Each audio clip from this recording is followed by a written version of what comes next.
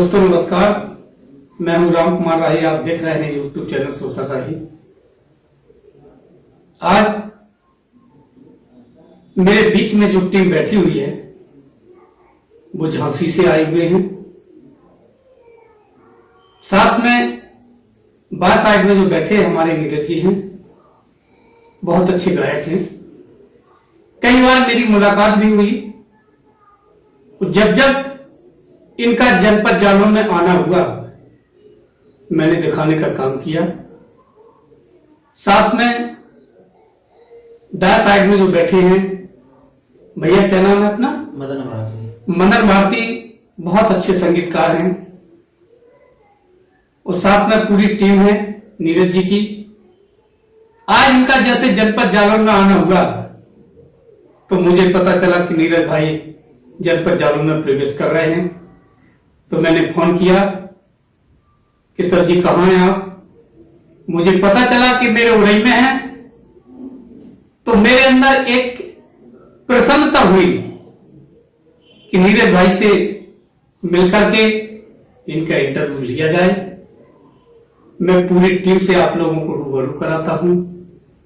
Sir जी नमो बुद्धाय, जय भीम करता हूं आप लोगों को। राही जी आपको भी और समस्त दर्शकों को भी नीरज जी की ओर से जय भीम नमो बुद्धाय। यूट्यूब चैनल सोशल राही आपका स्वागत करता है जी, साथ में अपना क्वेश्चन भी रखता है जी। सर जी पहला क्वेश्चन हमारा रहेगा कि आपका जो जीवन का सफर है, जो आपकी गले में दम है, जो आपका स्वर है, वो कहां से मिला, कैसे मिला, कब से आपने शुरुआत की है?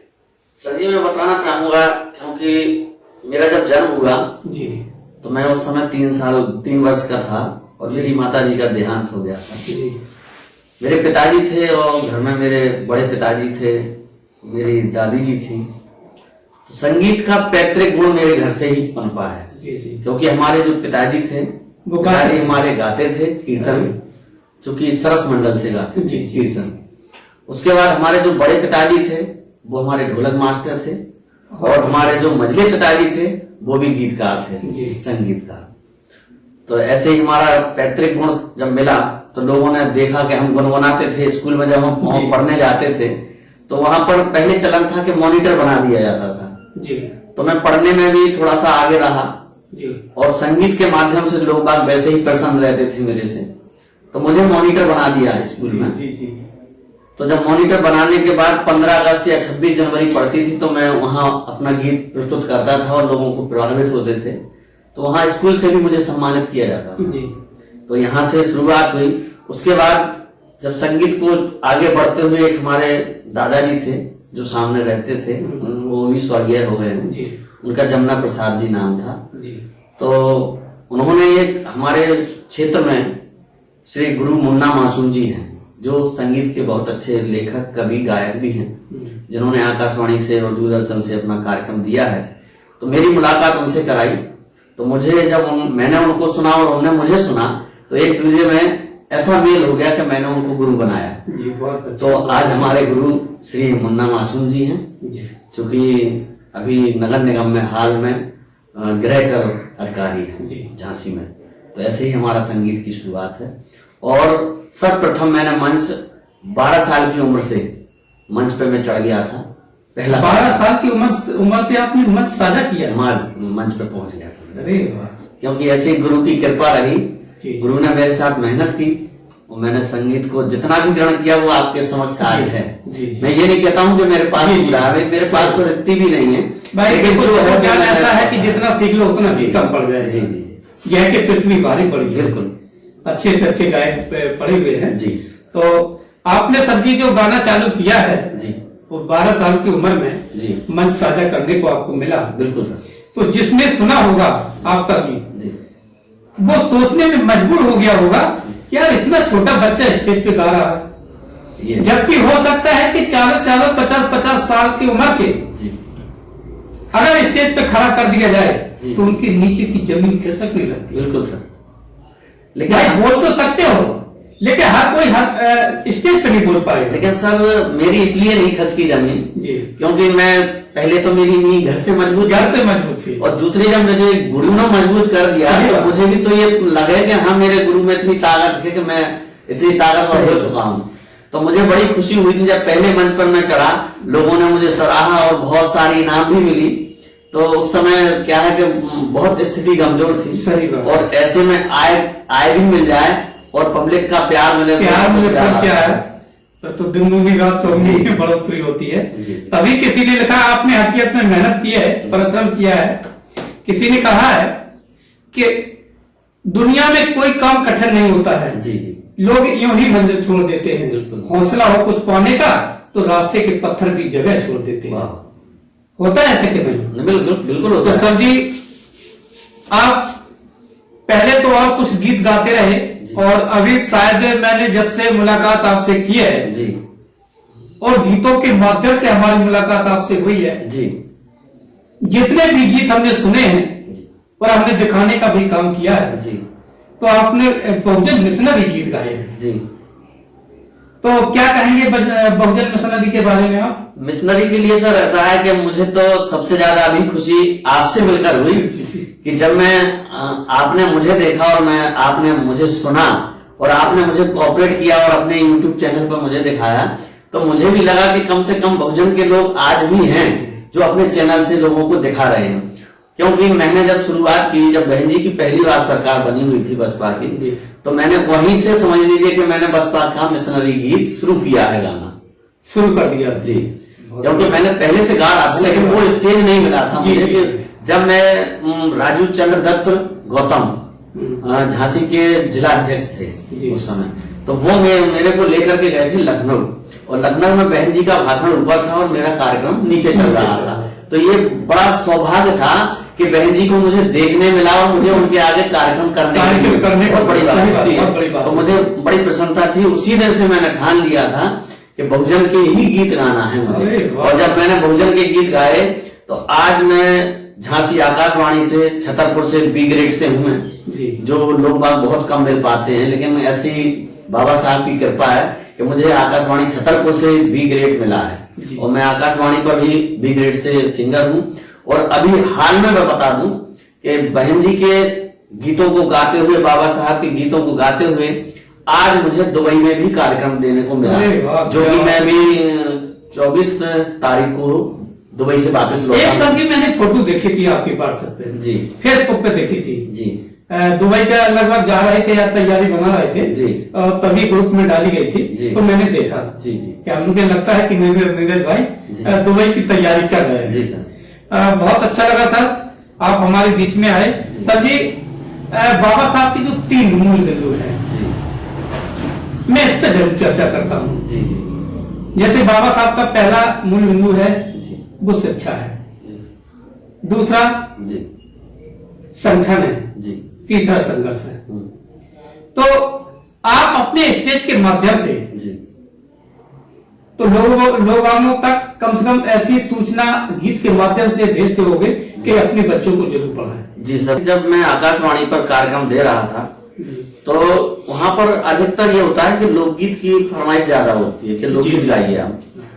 तो मैंने थोड़ा सा लोकगीत के मामले में तो हम लोग बुंदेलखंड के वासी हैं। जी जी, बुंदेलखंड ना बुंदेलखंडी बहुत अच्छी तरीके से आते हैं। बुंदेलखंड के जो प्रसिद्ध हैं वो लोकगीत प्रसिद्ध है जी। तो मैंने भी यही सोचा कि लोकगीत तो गाया जाए लेकिन लोकगीत के साथ साथ एक संदेश ऐसा जाए कि जो हमारी संस्कृति है, संस्कृति के साथ हमारे लोग शिक्षित हो जाएं। तो मैंने आकाशवाणी से एक गीत गाया था और आज भी वो गीत चर्चित में रहता है। जब भी आकाशवाणी से गीत बजता है तो सर्वप्रथम मेरा गीत वो रखा जाता है। जी सर जी, थोड़ा बहुत गा के भी सुना दे। तो मैंने एक गीत गाया था उसको कि परमोले को दद्दा कह रहो पढ़वे काल से आइयो। अब परमोले इसलिए लगाया क्योंकि पहले हमारे लोग शिक्षित नहीं थे और जब शिक्षित नहीं थे तो लोग बाग ब्राह्मण जाति के लोग जब हम लोग पूछने जाते थे तो ऐसे ही नाम दिए जाते थे, घनसोले, मंटोले, मनसोखा, दुबला, उन्हें ये कोई मतलब नहीं था। तो उन्होंने ऐसे गीत से हमने शुरुआत की और बुंदेली को, संस्कृति को जागृत किया। हमने लिखा कि परमोले को दद्दा कह रहो पढ़वे काल से आइयो, और बेटा पढ़ लिखे तुम अपनो जीवन सफल बनाइयो। बेटा पढ़ लिखे तुम अपनो जीवन सफल बनाइयो। और बनाइयो क्यों कि चिट्ठिया कबू के तऊ से आ जाए तो क्यों नहीं ले जाने।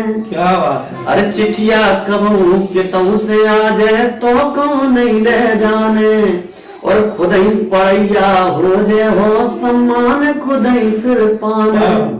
और मुंशी चीफ दरोगा बाबू, अगर पढ़ जाओगे, मुंशी चीफ दरोगा बाबू, चिट्ठिया कबू के तऊ से आ जाए तो कौन ले जाने। अरे खुद ही पढ़ैया हो जे हो सम्मान खुद ही फिर पाने। और घनसोले मंटोले मनसुखा, घनसोले मंटोले मनसुखा, गुपला से के आइयो।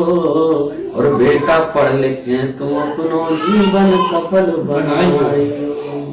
सर ये हमारा क्या बात है सर, बहुत अच्छा गीत रहा आपका। और सर जी एक विशेषता लगता है आपके अंदर और भी है, उस विशेषता को मेरे दर्शकों को बताने का काम करें। जी जी। कि क्या आप अपने हाथ से लिखते हैं? जी सर, मैं लिखता भी हूँ, राइटर भी हैं? जी मैं राइटर भी हूँ। पहले मुझे मेरे गुरु लिख के देते थे, लेकिन उन्होंने इतना सिखाया है कि मैं काम चला लेता हूँ। मतलब ये नहीं कह रहा हूँ कि मैं लिख लेता हूँ, काम चला रहा हूँ। हाँ, काम चल जाता है कि जैसे अटेंडर में यदि आपको गीत की जरूरत पड़े तो आप अपने हाथ से लिख लिया करते हैं। खुद लिखना और खुद गाना हो गया है। और होना भी चाहिए। जब तक देखो स्वावलंबी नहीं होते हैं लोग, तो वही है कि पराधीन के सपने बताएंगे, ऐसा होता ना। जी जी। तो जब आपको कोई जानकारी है तो आप तुरंत लिख लिया करते हैं। जी जी। वो पेश कर दिया करते हैं, तो लोगों को लगता है कि यार बिल्कुल करेंटली मैं बनाया, और नीरज जी ने तुरंत। तो सर जी, और संगठन के बारे में क्या कहेंगे आप? संगठन तो लगभग आप काम कर ही रहे हो। जी जी जी। जब मंच पर बोलने का काम करते हो जी, वहाँ 1000-2000 लोग इकट्ठे रहते हैं जी, तो फिर संगठन तो हो ही रहे। अब संगठन के लिए तो सर यही है, वर्तमान में मैं यही कहना चाहूंगा कि 2022 में बहन जी की सरकार बन रही है। जी, जी, और मैं पूरा प्रयास कर रहा हूं अपने गीतों के माध्यम से कि बहन जी की सरकार बनना चाहिए। तो मैं 2 लाइन बिल्कुल बहन जी के सम्मान में कहना चाह रहा हूँ कि धर यूपी को ताज बहन डगर लखनऊ की चली। अरे और जनमानस सब हर्षित हो रहे, खिल गई कली कली कि प्रभुदास की लली दलित परिवार में पली। प्रभुदास की लली दलित परिवार में पली। यूपी से चल पड़ो है हाथी गान गान जाने। और भूख प्यास की छोड़ के चिंता और सहरन में आने। संग कांसी राम माया को जो संदेश ले जाने। और नीलो झंडा दबा सूर में दिखा सबई खून। सो ऐसी बहना अपनी है जा देखो भली भली। ऐसी अपनी बहना है जा देखो भली भली। हो प्रभुदास की लली दलित परिवार में पली। तो यही संदेश सर हमारा तक पहुंचा रहे हैं लोगों को कि बहन जी को 2022 में मुख्यमंत्री बनाएं। सर जी, आपकी शिक्षा क्या है? शिक्षा सर मेरी बहुत कम है, हाई स्कूल पास हूँ। अरे वाह जी। बात शिक्षा की नहीं है, बात टैलेंट की होती है। जी जी ना। और इसके लिए तो मैं ये कहना चाहूंगा शिक्षा के लिए, क्योंकि जब माताजी का साया मेरे ऊपर से हट गया था तो पिता का उतना साया नहीं मिल पाता, सही बात, जो कि शिक्षा के लिए काफी हो। तो इसलिए थोड़ा सा शिक्षा में पीछे। चलो सर, कोई बात नहीं, आपके अंदर बहुत टैलेंट है। हो सकता है कि बड़े बड़े पर्वेबाजी नहीं कर पा रहे हैं। नहीं सर, ये तो ना, आपने वो कर दिखाया है कि कम से कम हजारों लोगों के बीच में एक संदेश पहुंचाने का काम कर रहे हो। तो ये कोई छोटा पूरा काम नहीं है। और सर मेरा तो ये खासियत है कि देखो मैं तो कर ही रहा हूँ, लेकिन मेरे साथ जो मेरी टीम है वो बहुत टाइट है, क्योंकि जो मैं करता हूँ वो मेरी भी टीम करती है। कुछ लोग ऐसे होते हैं कि टीम तो बना लेते हैं, लेकिन जब बाबा साहब की या बहन जी की बात आ जाए तो टीम खिसक जाती है। लेकिन हमारी टीम वो है कि जात बराबरी पर नहीं है, केवल एक सोच का मूवमेंट है। जिसने हमें सम्मान दिया है उसको हम कभी नहीं भूल सकते। तो यही हमारी टीम की एक खासियत है। बहुत बढ़िया सर, आप हम लोग हमारे बीच में आए जी।